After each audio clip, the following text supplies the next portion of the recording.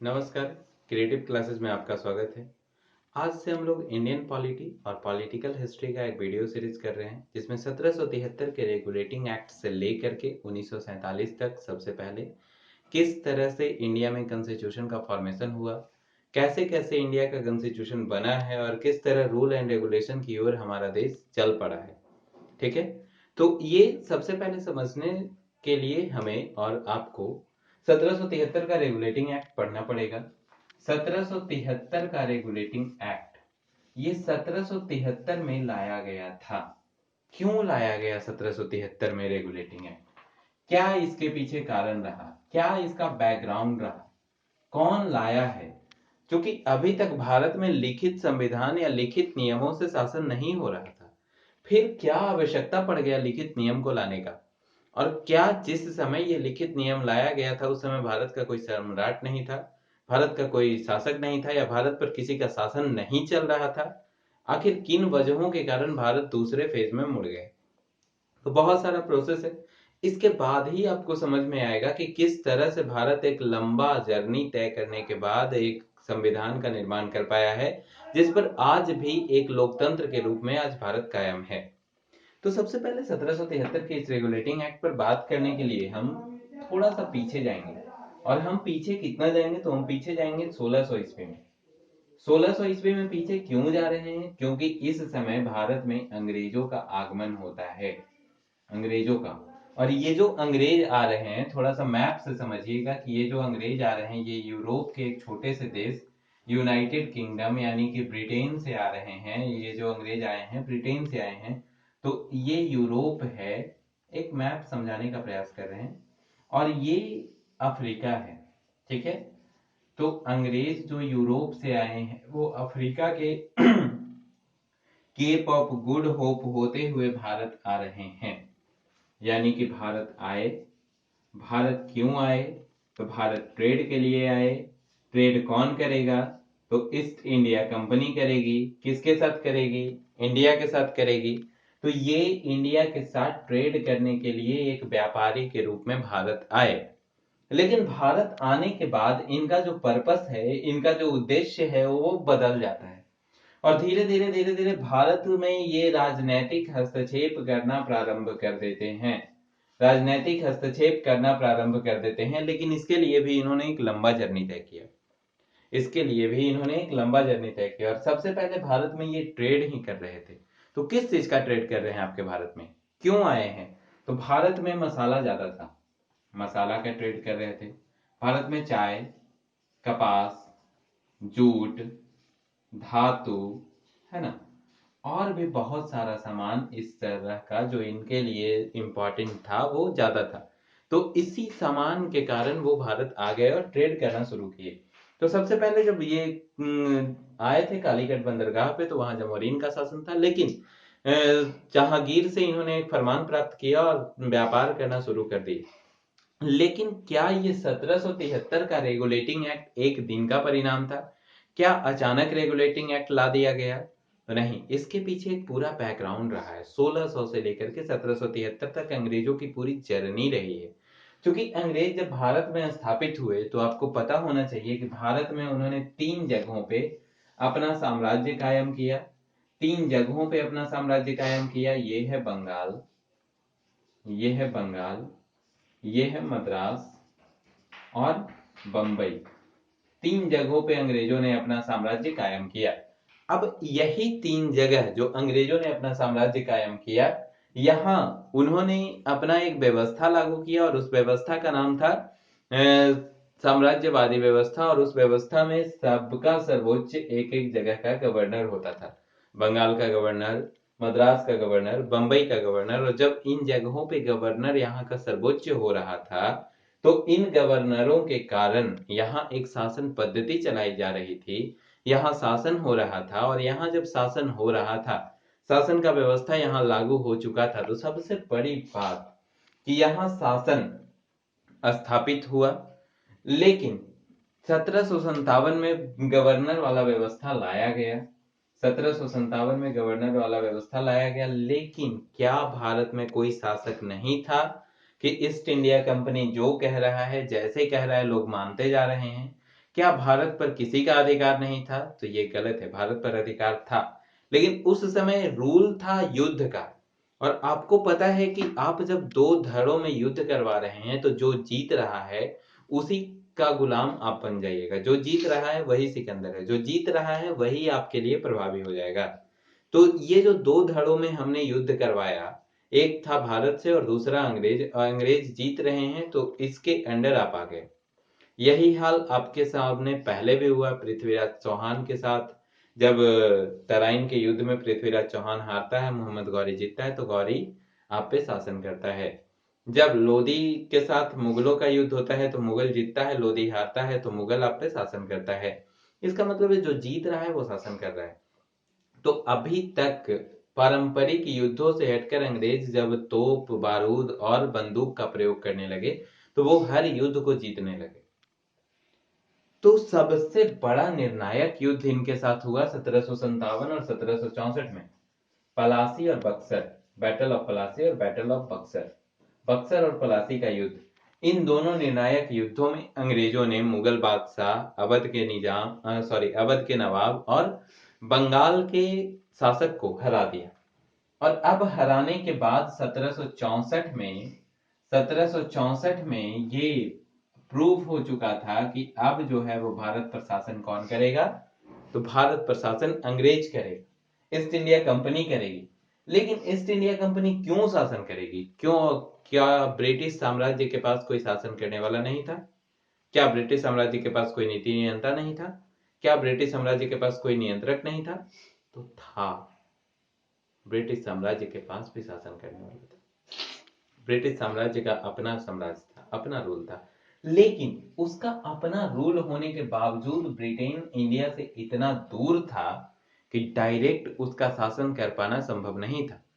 Britain India से इतना दूर था कि उस समय टेलीकम्युनिकेशंस नहीं थे, उस समय टेक्नोलॉजी इतना डेवलप नहीं थी। तो उसके कारण 1765 में ईस्ट इंडिया कंपनी ने एक रूल बनाया और उस समय यहाँ का गवर्नर था रॉबर्ट क्लाइव। तो रॉबर्ट क्लाइव जब ये रूल बनाता है कि भारत में हम शासन करेंगे, और शासन कैसे करेंगे? तो द्वैध शासन करेंगे, द्वैरकी सिस्टम लगाएंगे। तो द्वैध शासन क्यों करेंगे? क्या है ये द्वैध शासन जो रॉबर्ट क्लाइव करना चाहता है? क्या है ये द्वैध शासन जिसकी शुरुआत भारत में हो गई? क्या है ये द्वैध शासन जो अभी 1765 में आरंभ हो रहा है? तो द्वैध शासन का मतलब है कि दो तरीके का शासन आरंभ हो रहा है, क्योंकि 1764 में बक्सर के युद्ध में जब हार जाते हैं भारत के सम्राट लोग या भारत के राजा लोग या भारत के शासक लोग, तब 1765 में ये रूल आ रहा है। और इस रूल के तहत मुगल को पेंशन याफ्ता बना दिया गया और 26 लाख रुपया per annum, 26 lakh per annum मुगलों को दिया जा रहा है। और अवध को 53 lakh per annum, 53 lakh per annum Awadh को दिया जा रहा है। और जब ये 26 लाख और 53 लाख का अमाउंट दिया जा रहा है तो बदले में इनको बोला जा रहा है कि प्रशासन जो है, प्रशासन, एडमिनिस्ट्रेशन, वो आप संभालिए, एडमिनिस्ट्रेशन आप संभालिए। हम क्या करेंगे?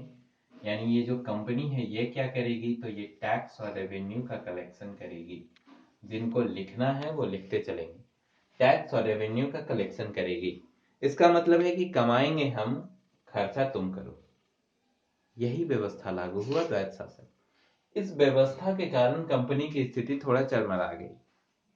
साथ ही 1770 में क्या होता है कि बंगाल में भीषण अकाल पड़ जाता है। इस अकाल के कारण भी कंपनी की व्यवस्था चरमरा गई। इसके साथ ही कंपनी के पदाधिकारियों को एक अधिकार दिया गया था, और वो अधिकार ये था कि वो लोग निजी व्यापार कर सकते थे। तो निजी व्यापार जब कंपनी के पदाधिकारी, कर्मचारी और अधिकारी कर रहे थे तो इसके वजह से वो कंपनी को लाभ नहीं पहुंचा रहे थे, वो पहुंचा रहे थे लाभ किसको?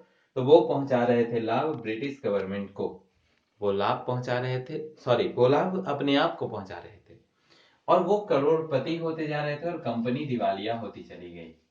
तो कंपनी के कर्मचारी और अधिकारी जब निजी व्यापार कर रहे हैं तो कंपनी को लाभ नहीं हो रहा है, कंपनी दिवालिया। दूसरा, कंपनी जो है वो 4 lakh per annum British crown को दे रही है। 4 lakh pound per annum British crown को दे रही है। क्यों दे रही है? तो ब्रिटिश रॉयल आर्मी को रखने के लिए। तीसरा, कि कंपनी ने शेयर का परसेंटेज 6.5 से बढ़ाकर 12.5% कर दिया था और अभी कंपनी का मुनाफा एकदम घट गया है क्योंकि निजी व्यापार करना लोग शुरू कर दिए हैं। इसके कारण कंपनी जो है वो 60 लाख पाउंड कर्ज में चली गई। British east India company 60 lakh pound कर्ज में चली गई।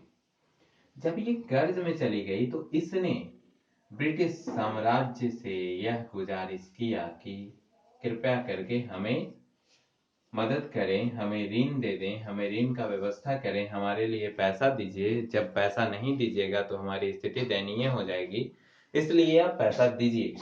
तब ब्रिटिश साम्राज्य बोलता है कि बताओ कि जिसका कर्मचारी और व्यापारी जो है, जिसका कर्मचारी और पदाधिकारी है वो करोड़पति है, वो कंपनी दिवालिया कैसे हो सकती है? इसका मतलब है कि जिसका बेटा ऑडी में घूम रहा है उसका बाप गरीब कैसे हो सकता है? ये स्थिति कंपनी के व्यापारियों को या कंपनी को सहना पड़ा और ब्रिटिश साम्राज्य के पास इस बात का पुख्ता सबूत था कि आपका पदाधिकारी बहुत पैसा लेकर के ब्रिटेन लौट रहे हैं, बहुत झोला भर भर के वो सोना लेकर के लौट रहे हैं, उसके बाद भी आप बोल रहे हैं कि हम गरीब हैं, ये कैसे?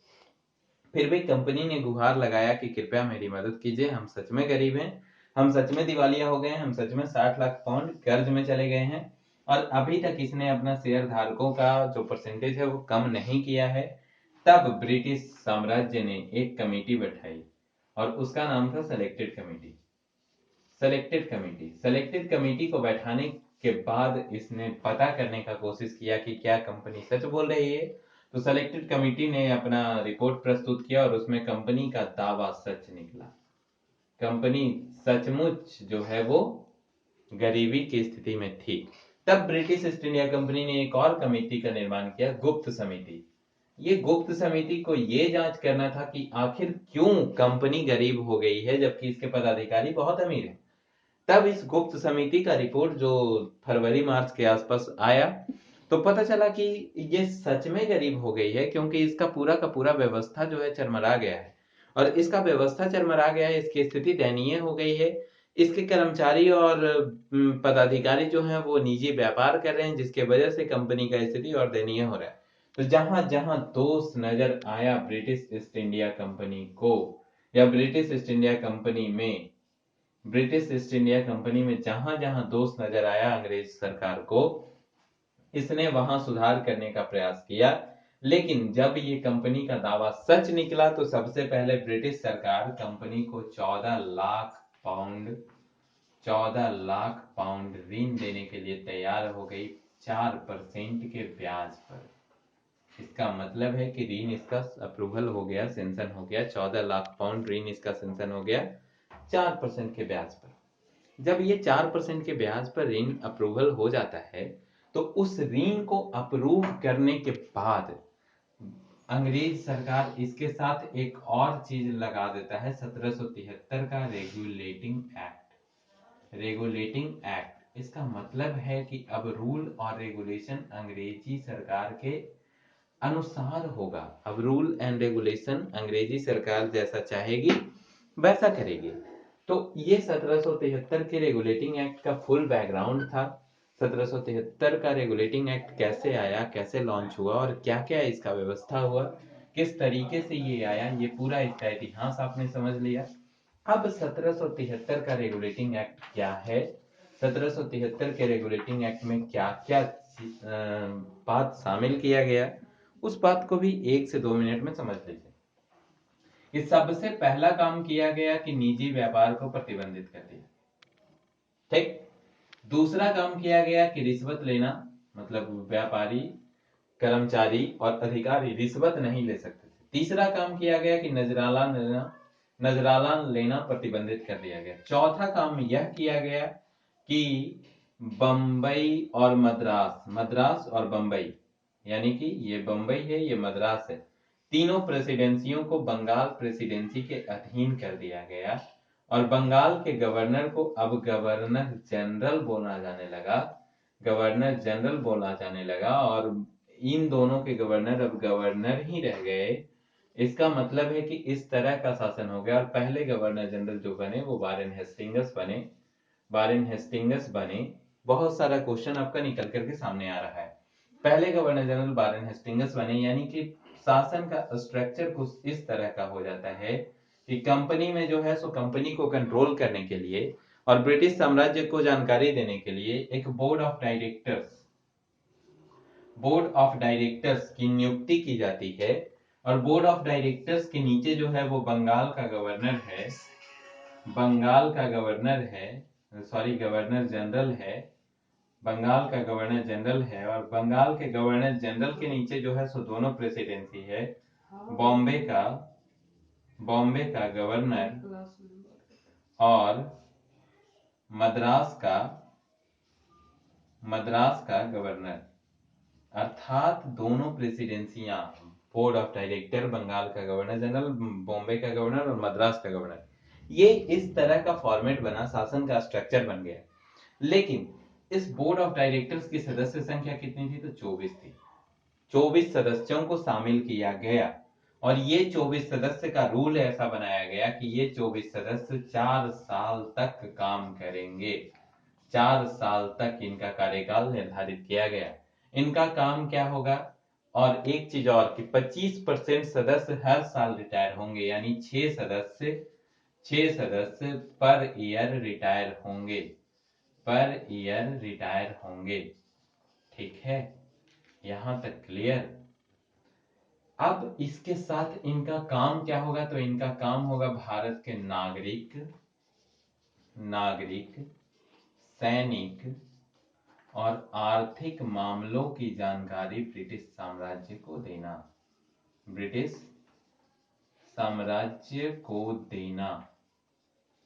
इस तरह से 1773 का रेगुलेटिंग एक्ट बना दिया गया और इसी एक्ट में एक और चीज किया गया। 1774 में सुप्रीम कोर्ट की स्थापना कर दी गई कोलकाता में, और इस सुप्रीम कोर्ट में 4 सदस्य बनाए गए, एक मुख्य न्यायाधीश और 3 अन्य न्यायाधीश।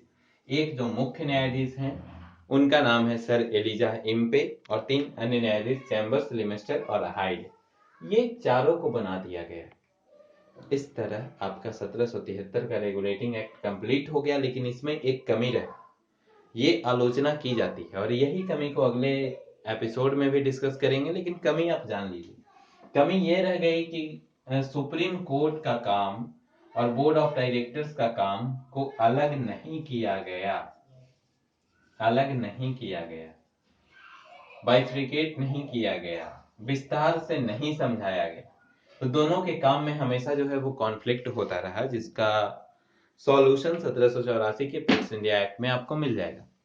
तो ये रहा 1773 का रेगुलेटिंग एक्ट। आपको क्लास अगर अच्छा लगा हो तो रेगुलर बने रहें। बहुत बहुत धन्यवाद।